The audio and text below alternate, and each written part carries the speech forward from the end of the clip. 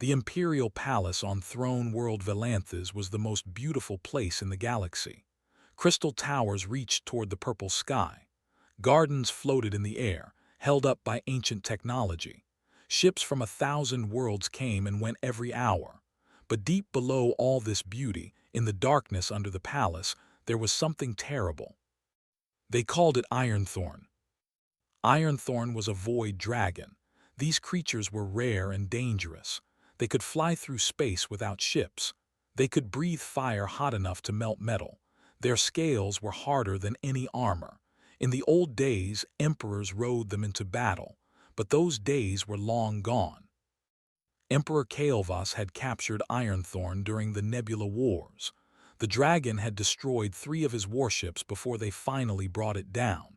It took 200 soldiers to drag the creature back to the palace. The emperor wanted it as a pet. He wanted to show everyone his power. But Ironthorn did not want to be a pet. For 3 years, the palace tried to tame the dragon. They brought beast tamers from every corner of the galaxy. These were experts. They had trained monsters that could swallow cities. They had made peaceful creatures out of beasts born in fire and blood. None of them could handle Ironthorn. 17 tamers had tried. 7 of them were dead now. The dragon killed them quickly with fire or with its massive claws. The other 10 had run away screaming. They carried scars on their bodies and fear in their eyes. Some of them never spoke again. The longest anyone had lasted inside Ironthorn's cage was 47 minutes. That tamer was a famous warrior from the Kesari system. He had tamed dragons before. He walked into the cage with confidence and a neural whip in his hand. 47 minutes later, guards pulled out what was left of him. After that, no one wanted the job anymore. Far away from the palace, on a small space station called Gamma 12, a man named Park Tiho stood in a long line. The line moved slowly. People of all species waited to speak with the workers behind the counter. This was the Imperial Labor Exchange, a place where people came to find work. Tiho was 43 years old. He was not tall and he was not strong anymore. His black hair had gray in it now. His back hurt most days because of an old injury. He wore simple clothes that had been washed too many times. He was human. Humans were common in the galaxy but not respected. Other species called them weak and primitive. Their planet, Earth, was far from the center of power. Most humans worked as laborers or servants. Tiho had been different once. He had served 15 years in the United Earth Defense Corps. He had been a soldier and then a handler, working with war animals. He had trained attack dogs and flying beasts for combat. He had been good at his job. Then a bomb exploded during a mission on Coravan 7. Metal pieces went into his spine. The doctors saved his life, but they could not fix his back completely. The military gave him papers that said he could not fight anymore. They sent him home. Home was hard. His wife, Kim Suwa, had died 2 years before the injury. A disease took her during the Exodus collapse, when millions died across the galaxy. Tiho had not been there when she passed. He had been fighting a war he did not believe in. Now he had only one thing left in his life, his daughter, Park Yuna. Yuna was 9 years old. She had her mother's smile and her father's stubborn heart. She was the reason Tiho woke up every morning. She was the reason he stood in this line, waiting for any job that would pay. Yuna was sick. Her lungs did not work properly. She coughed at night, sometimes so hard that she could not breathe. She needed medicine, special medicine that only imperial hospitals had. But imperial medicine cost more money than Tiho could ever save. So he worked. He loaded cargo onto ships. He cleaned engines. He fixed broken machines. Every credit he earned went to Yuna's treatment, but it was never enough. The line moved forward. Tiho reached the counter. Behind it sat a Theshan, a creature with 4 arms and compound eyes that could see in many directions at once. The Theshan looked at a screen and typed with 2 hands while the other 2 hands held a cup of something that smelled bad. Name, the Theshan asked. Park Tiho, human. Previous work. Cargo loading, maintenance, some construction. The Theshan typed more. Then the creature stopped, its many eyes focused on the screen. Wait, it said. Your file has a flag, military background. Tiho nodded slowly. He did not like to talk about his time as a soldier. It says here you worked with war beasts during the Koravan campaign. Is that true? Yes, I was a handler, attack hounds mostly, some flying units. The Theshan leaned forward. Something changed in its voice. It sounded almost excited. There is a high priority requisition from the Imperial Palace. Very high priority. They need someone with your experience. Tiho felt cold. The Imperial Palace, that was the center of everything. Regular people like him did not go there. What kind of job? He asked. Beast handling, they have a creature that needs tamming. The Theshan paused. The pay is significant, very significant. How significant? The Theshan told him the number. Tiho's heart stopped for a moment. It was more money than he had seen in his entire life. It was enough to buy medicine for Yuna for years. It was enough to buy citizenship, which meant access to all Imperial services. It meant safety. Why so much? Tiho asked quietly. He was not stupid. When someone offered that much money, there was always a reason. The Theshan looked at him with its compound eyes. For a moment, Tiho thought he saw something like pity there. The last 17 handlers failed, the Theshan said. 7 of them died. The job has a very high mortality rate. You would be signing a hazard contract. Tiho thought about Yuna. He thought about her coughing at night. He thought about holding her hand while she struggled to breathe. He thought about the doctors who said she would not live past 12 without better treatment. He thought about dying and leaving her alone. But then he thought about living and watching her die, because he was too afraid to take a risk. Give me the contract, Tiho said. The Theshan pushed a datapad across the counter. Tiho read every word carefully. The contract was honest about the danger. It said clearly that he might die. It said the creature was extremely violent. It said no one had survived more than 1 hour in its presence. At the bottom, there was a line for his signature. Tiho thought of Yuna one more time, then he signed his name. 3 days later, he stood at the gates of the Imperial Palace. He had left Yuna with his neighbor, an old woman named Grandmother Kesh. Kesh was kind and gentle. She would take care of Yuna if Tiho did not come back. The palace was bigger than anything Tiho had ever seen. Crystal walls rose so high that clouds formed around them. Guards in golden armor stood at every door. Servants of 100 species rushed past, doing the work of empire. A reptilian creature approached Tiho. It was tall, nearly 3 meters, with green scales and cold yellow eyes. It wore the robes of an imperial official. You are the human, it asked. Its voice was like stones grinding together. Park Tiho, I am here for the beast handling position. The creature looked at him with obvious disgust. I am Lord Vekthorn, the palace beast master. Follow me. Vekthorn walked quickly and Tiho had to hurry to keep up. They went down corridors and stairs, always going deeper into the palace. The air grew colder. The lights grew dimmer. Finally, they reached a massive door made of black metal. Vekthorn placed his hand on a panel, and the door slid open. Inside was a dome, huge and dark. And in the center of that dome, chained to the floor, was the most magnificent and terrible creature Tiho had ever seen. Ironthorn raised its massive head and looked at him. Its eyes were the color of dying stars. Tiho looked back and felt his heart beating fast, but he also felt something else, something unexpected. He saw pain in those eyes, ancient, deep, terrible pain. And in that moment, Tiho knew that this creature was not a monster. It was something broken, something that needed help. Just like him. Lord Vekthorn stood beside Tiho and pointed at the creature in the dome. The Beastmaster's voice was cold and flat, like he was talking about furniture instead of a living thing. "This is Ironthorn," Vecthorn said. "Void Dragon, captured during the Nebula Wars. It has killed 7 handlers and wounded 10 more. The Emperor wants it tamed. That is your job." T-Ho did not respond immediately. He was looking at the dragon.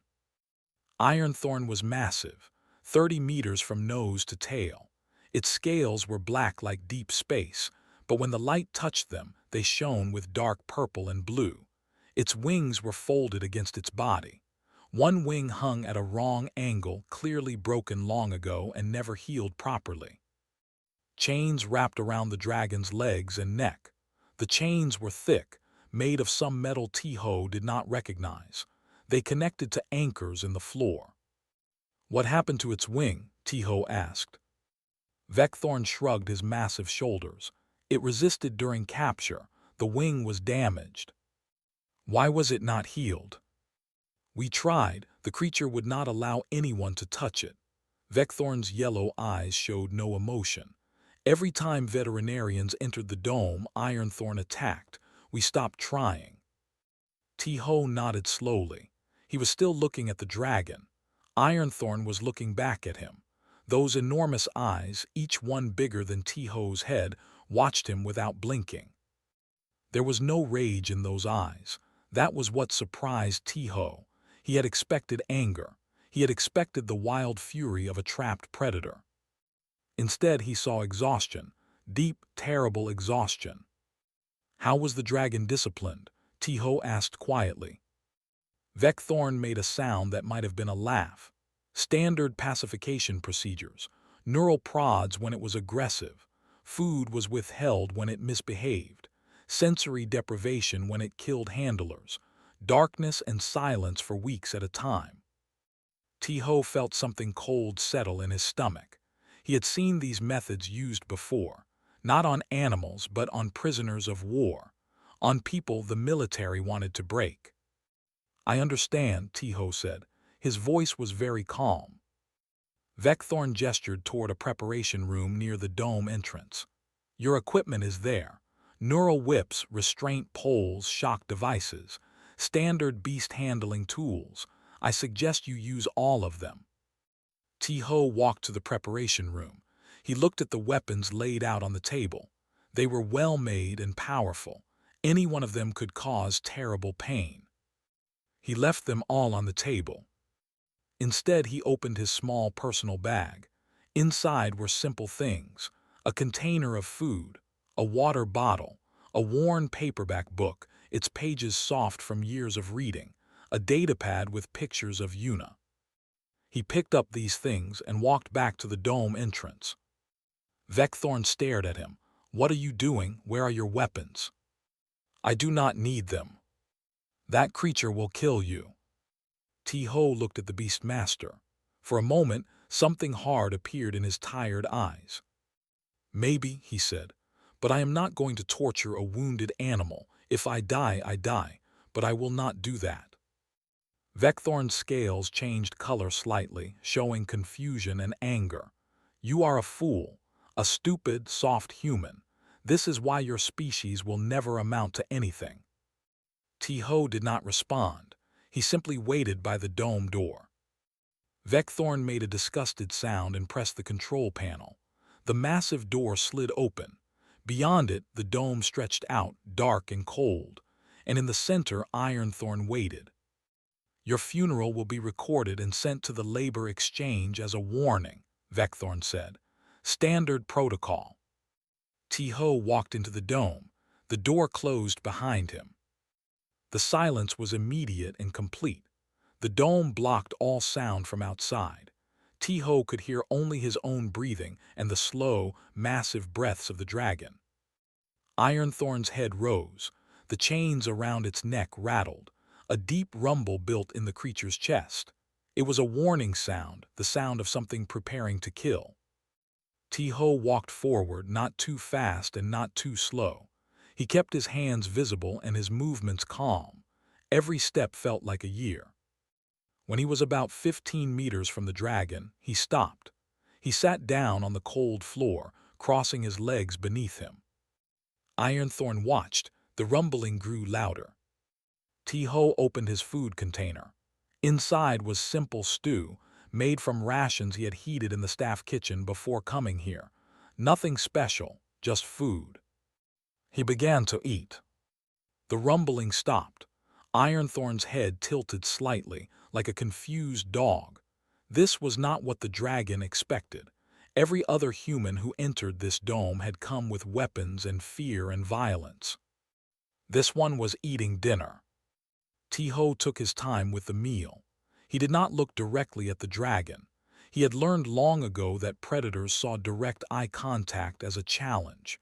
Instead, he looked at his food, at his hands, at the floor. He ate slowly and calmly. 1 hour passed. In the observation room above the dome, Vecthorn was watching through the glass.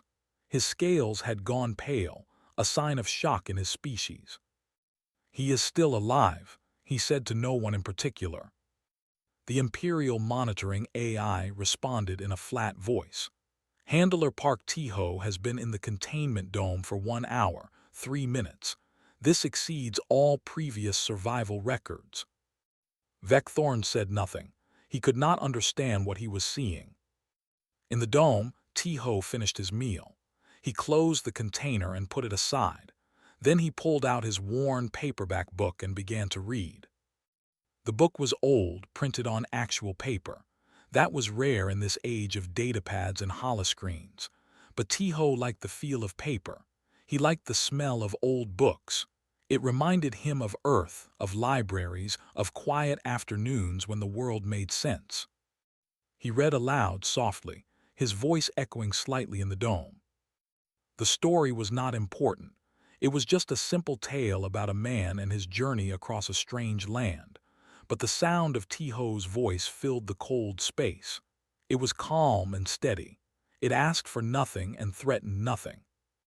Ironthorn's eyes never left the human, but slowly something changed. The tension in the dragon's body began to fade. The massive muscles that had been ready for violence began to relax. 2 hours passed, then 3. T-Ho's back was hurting. The cold floor was not good for his old injury, but he did not move suddenly. He simply shifted his weight slightly, getting a bit more comfortable, then continued reading. At the 3-hour mark, something incredible happened. Ironthorn lowered its massive head to the ground. Its eyes closed. Its breathing slowed and deepened. The dragon slept. In the observation room, Vecthorn dropped the ceremonial staff he had been holding. The clatter echoed through the room. "That is impossible," he whispered. The AI responded. "Ironthorn has entered sleep state. Duration of wakefulness prior to this event, 72 days. 72 days. The dragon had not slept in over 2 months. It had been too afraid, too traumatized, too ready for the next attack that always came. And now it slept, with a human sitting 15 meters away. T-Ho looked up from his book. He watched the sleeping dragon for a long moment. In sleep, Ironthorn looked different. The fear and pain were hidden. The creature almost looked peaceful. T-Ho understood something then. Ironthorn was not a monster. It was not evil. It was just a creature that had been hurt so badly for so long that it had forgotten how to be anything but afraid and angry. He had seen this before, in soldiers who came back from terrible wars, in children who grew up in violence, in himself after his wife died and he sat alone in their empty apartment, wondering why he should keep living. Broken things looked dangerous. That was because they were always waiting for the next blow. They could not rest. They could not trust. They lived in a state of constant fear, ready to fight or run at any moment. The only way to help broken things was to show them safety, not with force, not with commands, just with patience and presence, just by being there, calm and steady, until they learned that not every moment brought pain. T-Ho put down his book. He was tired too. His back hurt badly now, but he did not leave. He did not want the dragon to wake up alone. Instead, he lay down on the cold floor, curling up on his side. He could feel the stone through his thin jacket. It was uncomfortable and painful. But he stayed. Hours later, a soft alarm woke him. His shift was over. Guards would be coming to check on him. He sat up slowly, his body stiff and aching. Ironthorn was still asleep. The great chest rose and fell slowly, peacefully. T-Ho gathered his things quietly. He stood up and began walking toward the door. Behind him he heard a sound. He turned. Ironthorn had opened one eye. The dragon was watching him go. And for just a moment, T-Ho thought he saw something in that ancient eye. Not anger, not fear. Something like curiosity, something like hope. "I will come back tomorrow," T-Ho said softly. "Same time, I promise." He walked to the door. It opened, and Vecthorn was standing there, staring at him with an expression of complete disbelief. "How?" the Beastmaster demanded. "What did you do?" T-Ho walked past him. His legs were shaky, and his back screamed with pain. He needed sleep and medicine and a hot bath. "I did not do anything," he said over his shoulder. "I just stayed. That was all. I just stayed." He walked down the corridor toward his quarters, leaving Vecthorn standing at the dome door, staring at the sleeping dragon inside. For the first time in 3 years, Ironthorn slept peacefully. And somewhere deep in his own broken heart, T-Ho felt something he had not felt in a long time. Hope. Days passed, then weeks. T-Ho came to the dome every day at the same time. He never missed a visit. He was always calm, always patient, always quiet. The palace staff began to talk. Stories spread through the corridors like fire. The human tamer who sat with the demon dragon, the man who carried no weapons, the fool who read books to a monster. Lord Vecthorn called him crazy. Other beast handlers laughed at his methods, but none of them could deny the results. Ironthorn was changing. At first, the changes were small. The dragon slept more. It ate the food that T-Ho brought. It stopped growling when T-Ho entered the dome. On day 5, Ironthorn moved its head slightly when T-Ho sat down. The dragon was watching him with both eyes now, not just one. It was paying attention. On day 8, when T-Ho read from his book, Ironthorn's tail moved slowly back and forth across the floor, like a cat listening to music, like something that was starting to feel comfortable. On day 10, T-Ho brought 2 portions of food instead of 1. He placed the second portion on the floor, halfway between himself and the dragon. Then he ate his own meal as usual. Ironthorn stared at the food for a long time. It had not trusted food from humans before. Food had been used as punishment too many times.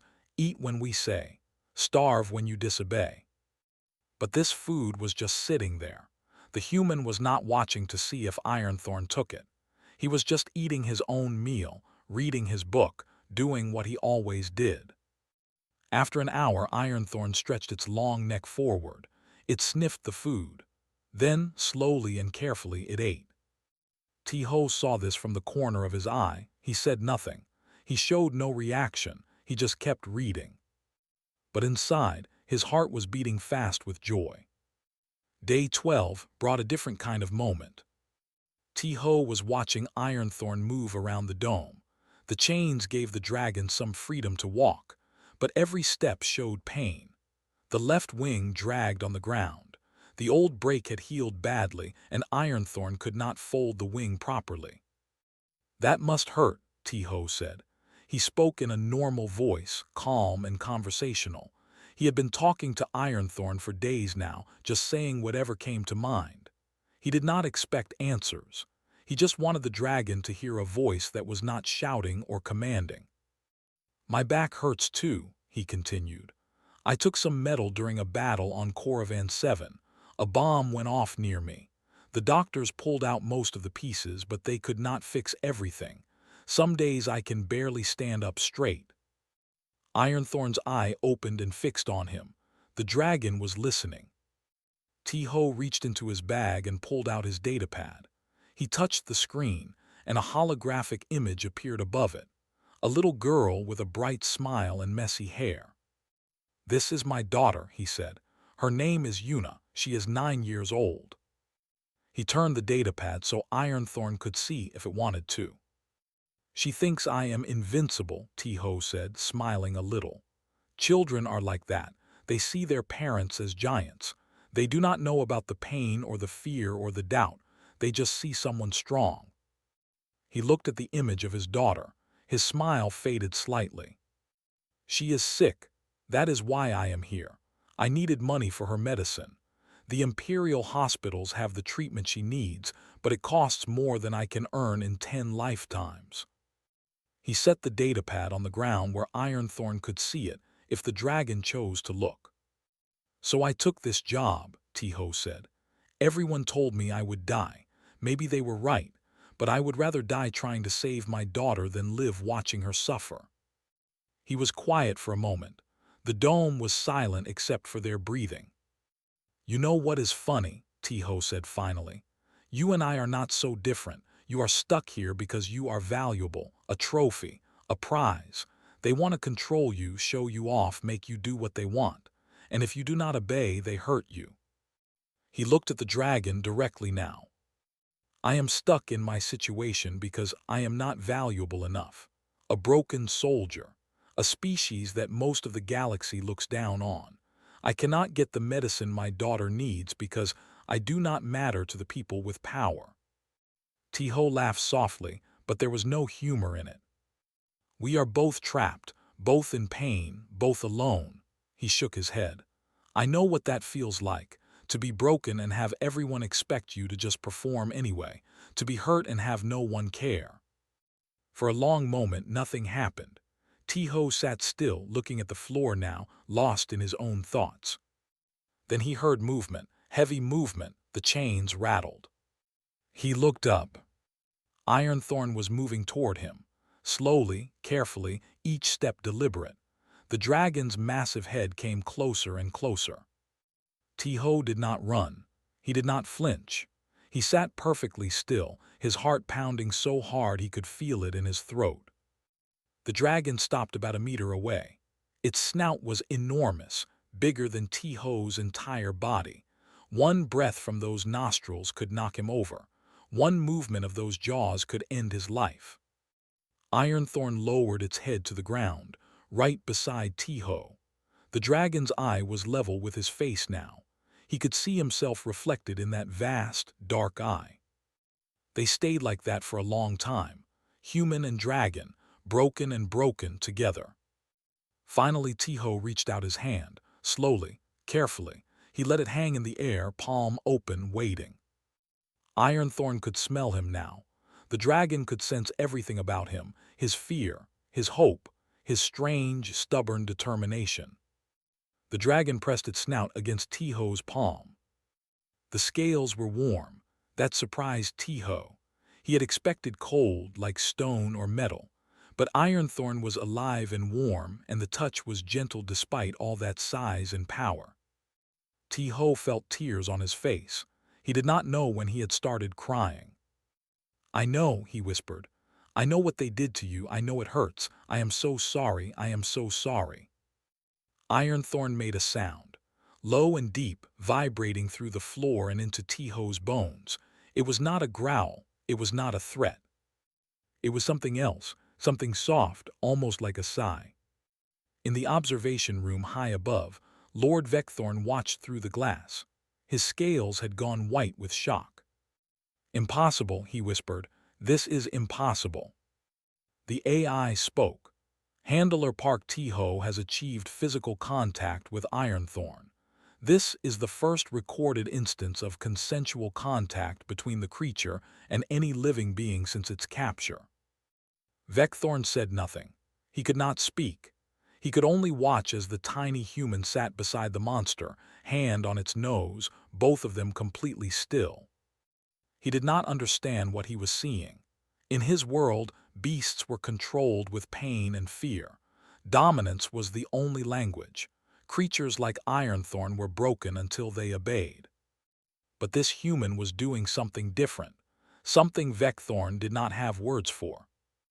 In the dome below, Tiho and Ironthorn stayed together until the lights dimmed for the night cycle. When Tiho finally left, the dragon watched him go with an eye that was no longer empty. There was something there now, something fragile and new. Trust.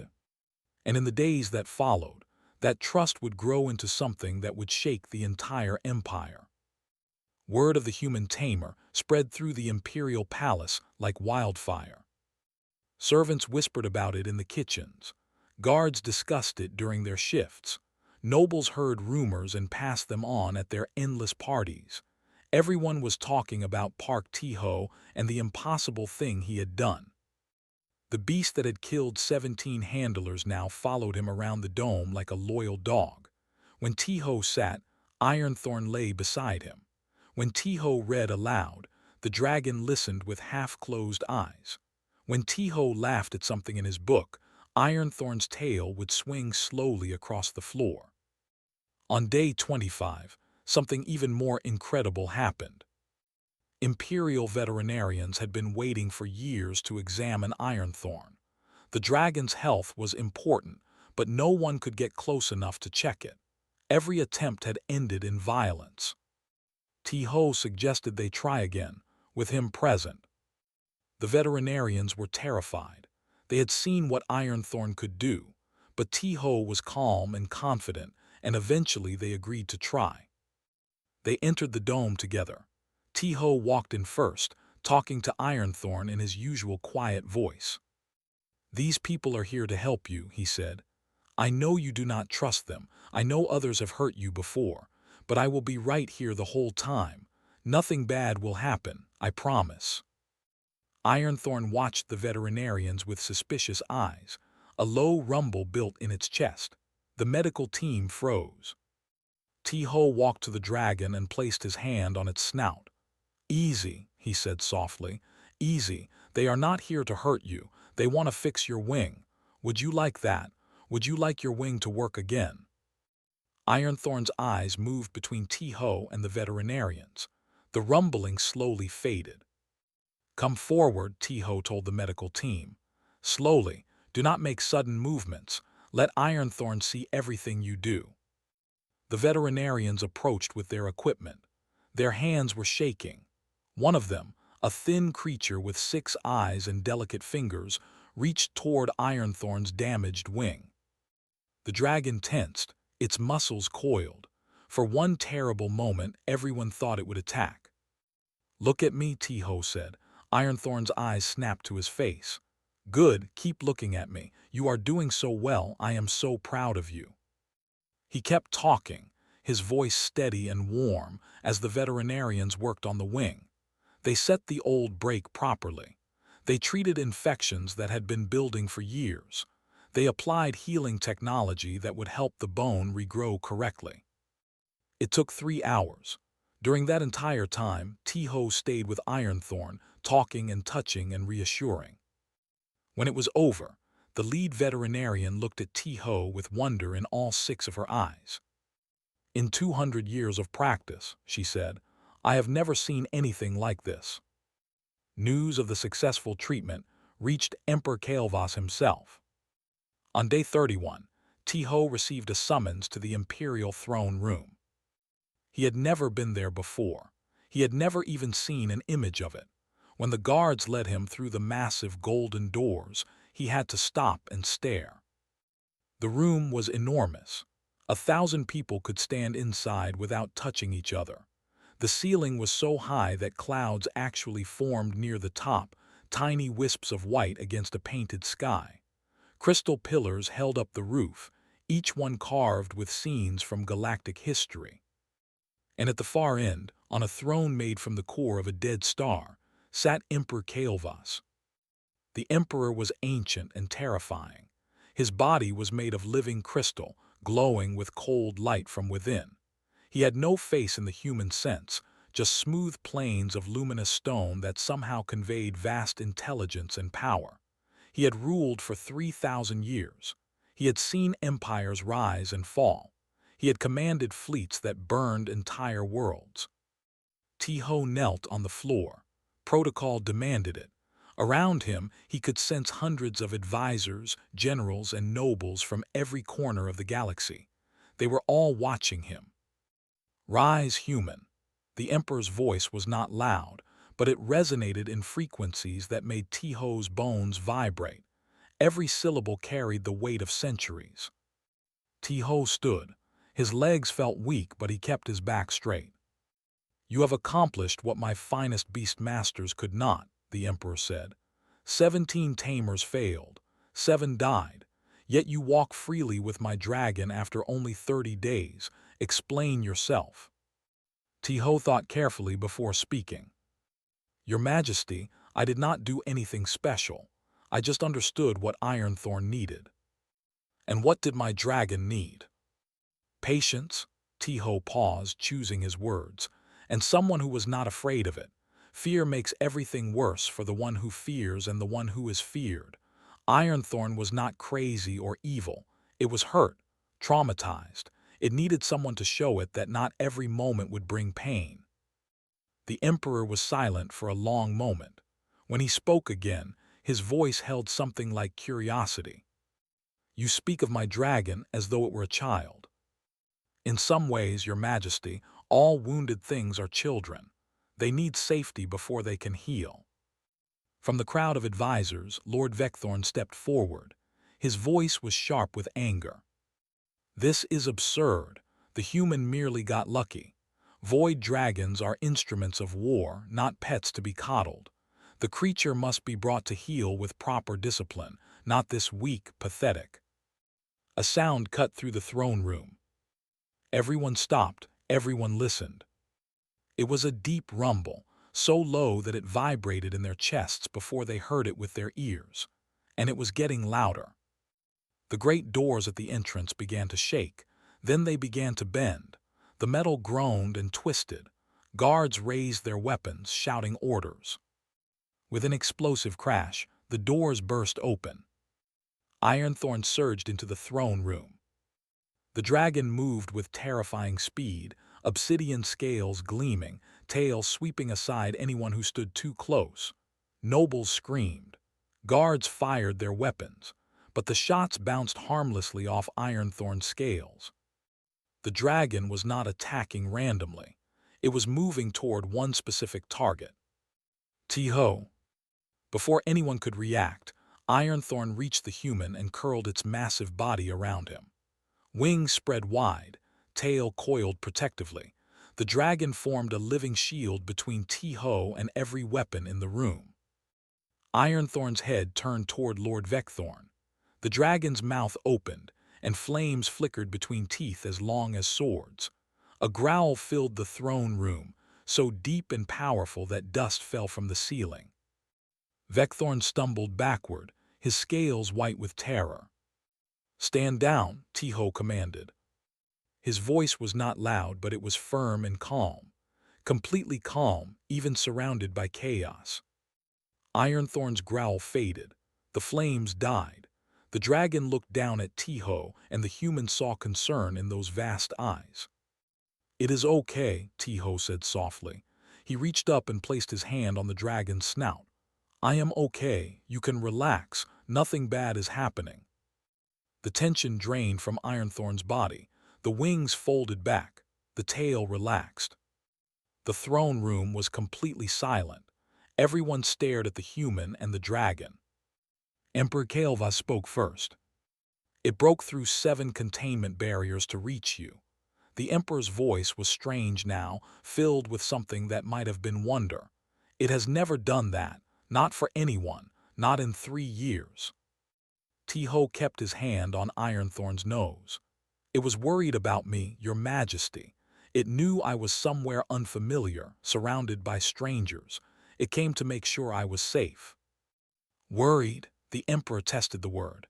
A void dragon was worried about a human. We worry about the ones we care about, Tiho said simply. That is not weakness, that is connection. The Emperor was quiet for a long time. Crystal light flickered within his ancient body. Everyone waited, barely breathing.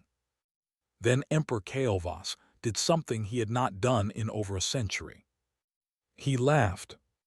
The sound was strange, like bells made of glass ringing in a storm, but it was unmistakably laughter. "Connection," the Emperor said. "A human speaks to me of connection, while my dragon destroys my throne room to protect him." He stood from his throne, and everyone in the room immediately dropped to their knees. Everyone except Tiho, who remained standing with Ironthorn curled around him. "Perhaps," the Emperor said slowly, "I have underestimated your species." He raised one crystalline hand and pointed at Tiho. "From this day forward you are appointed Imperial Beastmaster. You will answer only to me. You will have access to any resource you require. And my dragon," he paused, looking at Ironthorn with new eyes, "my dragon will remain in your care." Tiho bowed his head. "Thank you, Your Majesty." Beside him, Ironthorn made a soft sound, almost like a purr. And in that moment, standing in the ruins of the throne room doors, a broken soldier and a broken dragon had become something new. Something the galaxy had never seen before. Partners. 6 months had passed since that day in the throne room. The galaxy had changed. Park Tiho was no longer a forgotten veteran looking for work. He was the Imperial Beastmaster, the first human to hold any title in the Empire's government. His face was known across 1,000 worlds. Documentaries were made about him. Children on distant planets played games where they pretended to tame dragons. But Tiho did not care about fame. He cared about his work. When the Emperor offered him the position, Tiho had asked for special terms. He did not want to just manage Ironthorn. He wanted to change how the entire Empire treated its creatures. No more neural prods, no more starvation, no more torture dressed up as training. The Emperor agreed. And so the Tiho method was born. Beast tamers from across the galaxy traveled to the Imperial Palace to study with him. They came from every species, every world, every background.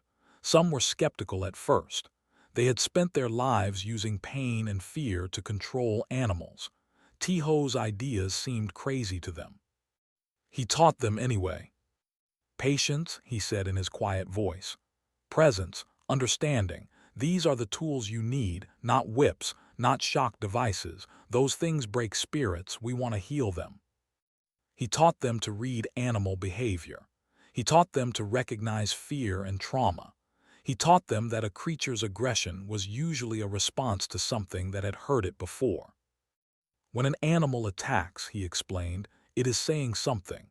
It is saying, "I am afraid, I am in pain, I do not trust you." Your job is not to silence that voice.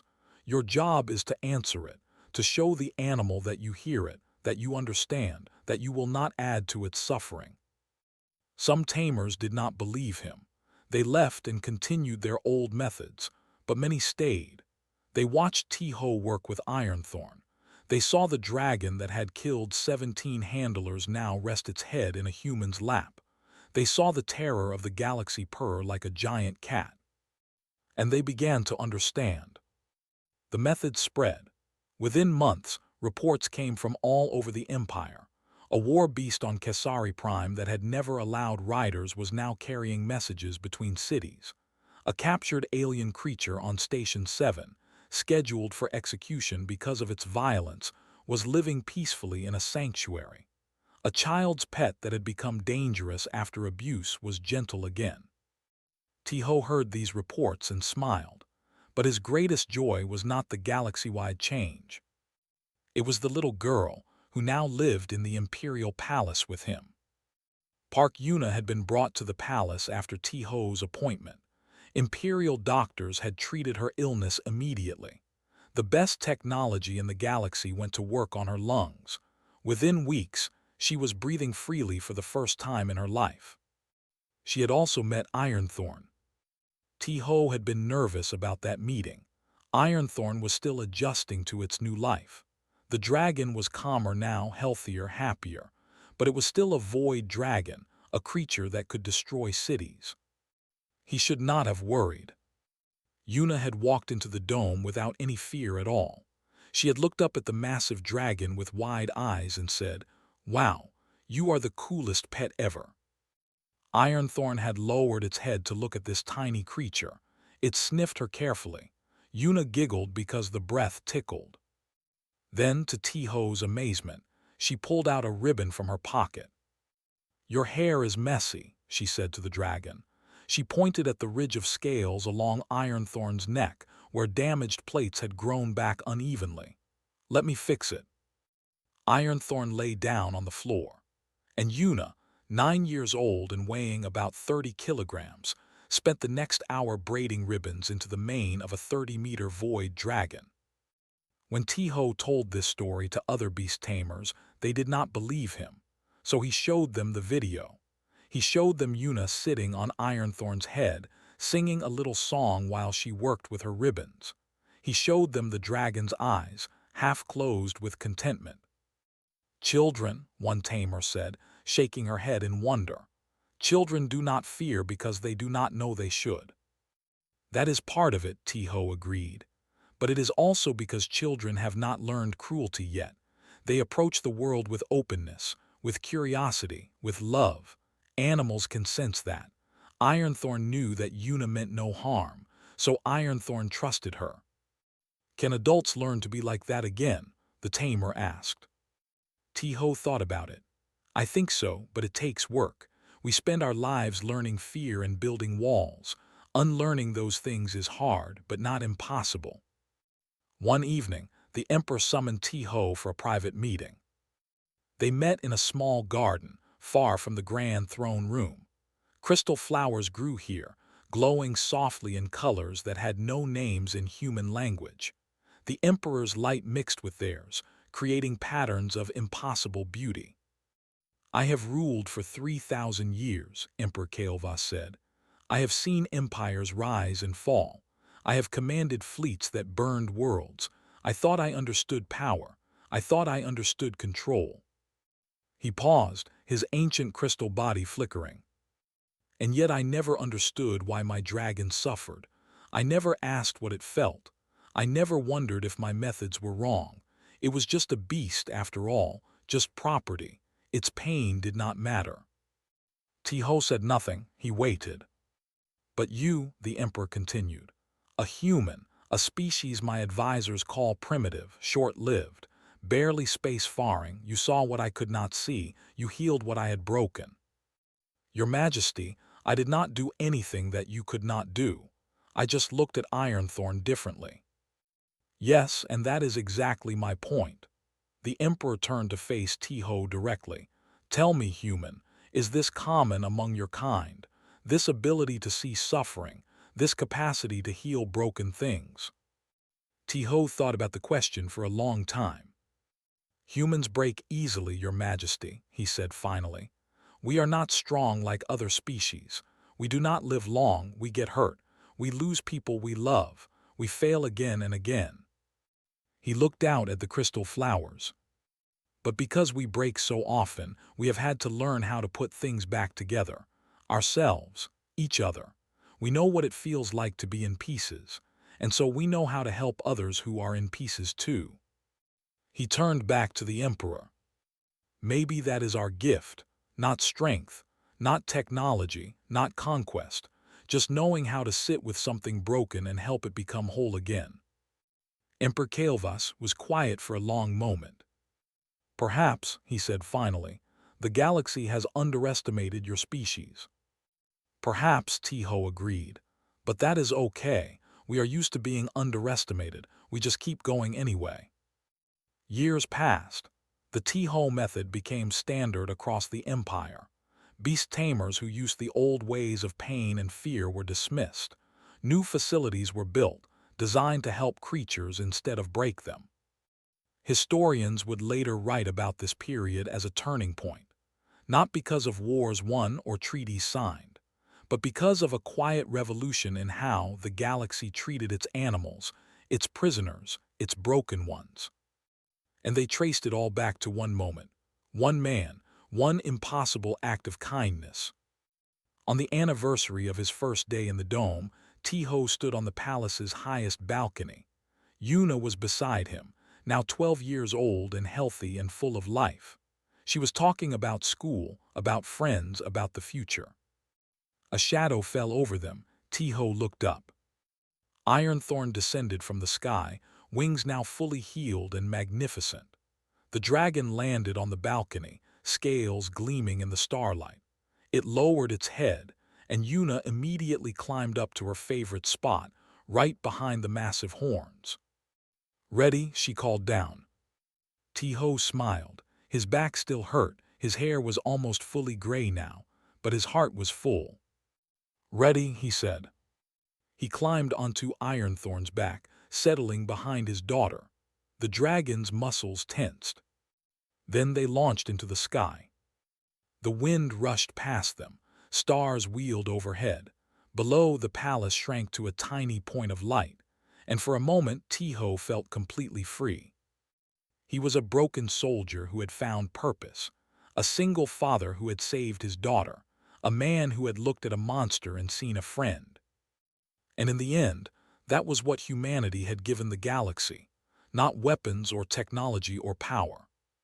Just the simple, impossible gift of seeing the person inside the monster. Just kindness. Just love.